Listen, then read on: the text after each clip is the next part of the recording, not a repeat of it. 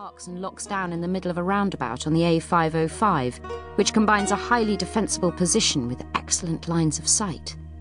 The sampling team walks into the town centre from there, a journey of about half a mile. This is one of the places where the crew of the Charles Darwin, their dead predecessors, left a cache of specimen cultures to grow in organic material drawn from the immediate area. The team's brief is to retrieve these legacy specimens, which calls for only a single scientist with an escort of 2 soldiers. Dr. Khan is the scientist. She made damn sure she would be by swapping duties with Lucien Akimwe for 3 days running. The escort consists of Lieutenant McQueen and Private Phillips. Khan has her own private reasons for wanting to visit Luton, and they have become steadily more pressing with each day's forward progress. She's afraid, and she is uncertain. She needs an answer to a question, and she hopes that Luton might give it to her. They move slowly for all the usual reasons. Thick undergrowth, ad hoc barricades of tumble-down masonry, alarms and diversions whenever anything moves or makes a sound. The soldiers have no call to use their weapons, but they see several groups of hungries at a distance, and they change their route each time to minimize the chance of a close encounter. They keep their gait to a halting dead march, because even with blocker gel slathered on every inch of exposed skin to deaden their scent, it's possible that the hungries will lock onto rapid movement and see potential prey. Khan considers how strange they must look, although there's almost certainly no one around to see them. The 2 men each comfortably topping 6 feet in height, and the small, slight woman in between. She doesn't even come up to their shoulders, and her thighs are thinner than their forearms. They could carry her, with all her gear, and not slacken stride. It's past noon before they reach Park Square, where the Darwin's logs have directed them, and then it takes a long while to locate the specimen cache.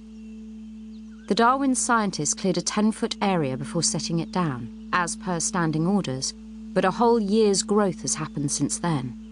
The cache's bright orange casing is invisible in snarls of brambles so dense and thick they look like tank traps. When they finally locate it, they have to use machetes to get to it. Khan kneels down in pulped bramble and oozing bramble sap to verify the seals on the specimen containers.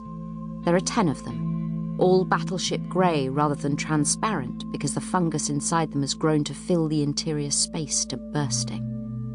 That probably means the specimens are useless, offering no information beyond the obvious, that the enemy is robust and versatile, and not picky at all about pH, temperature, moisture, or any damn thing else. But hope springs as high as it can, and the mission statement is not negotiable. Khan transfers the containers to her belt pouches. McQueen and Phillips stand close on either side of her, sweeping the silent square with a wary 360-degree gaze. Khan climbs to her feet, but she stands her ground when McQueen brusquely gestures for her and Phillips to move out.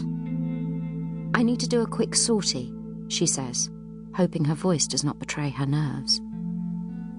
The lieutenant regards her with a vast indifference, his broad, flat face showing no emotion. "That's not on the log," he tells her curtly. He has little time for Khan and doesn't try to hide the fact. Khan believes that this is because she is A, not a soldier, and B, not even a man, but she doesn't rule out other possibilities. There may even be some racism in there, however quaint and old-fashioned that seems in these latter days.